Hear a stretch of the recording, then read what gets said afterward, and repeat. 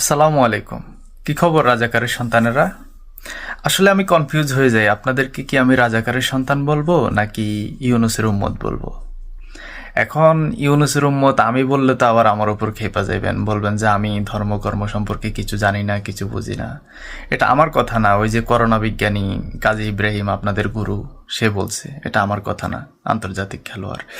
আচ্ছা, যাই হোক, এখন কথা হলো শেখ হাসিনা নাকি এই দেশ থেকে সবকিছু লুটপাট করে নিয়ে গেছে, সবকিছু একদম শেষ করে দিয়েছে শেখ হাসিনা, মানে এই দেশ ধ্বংস করে দিয়েছে। আপনারা দেখেন, এই যে ইউনুস ক্ষমতা ছিল 18 মাস, 18 মাস শেখ হাসিনা রেখে যাওয়া যে চাউলগুলা, এগুলো বিলি করছে বিভিন্নভাবে, বিভিন্ন জায়গায়।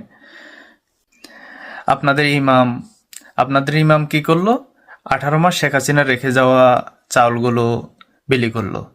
বিলি করেও সে চাউল শেষ করতে পারেনি বর্তমান বিএনপি সরকারের যে প্রতিমন্ত্রী মীর শাহে আলম, স্থানীয় সরকার পল্লী উন্নয়ন ও সমবায় প্রতিমন্ত্রী।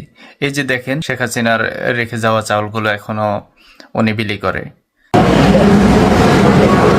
হাসিনার নাম টাম নাই, না না আগের বছর তো থাকে।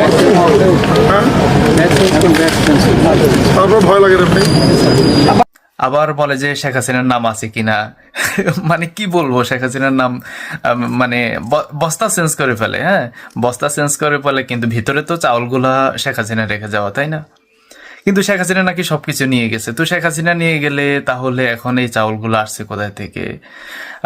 এখন পর্যন্ত তো শেখ হাসিনা যা রেখে গেছে তা দিয়ে দেশটা চলছে।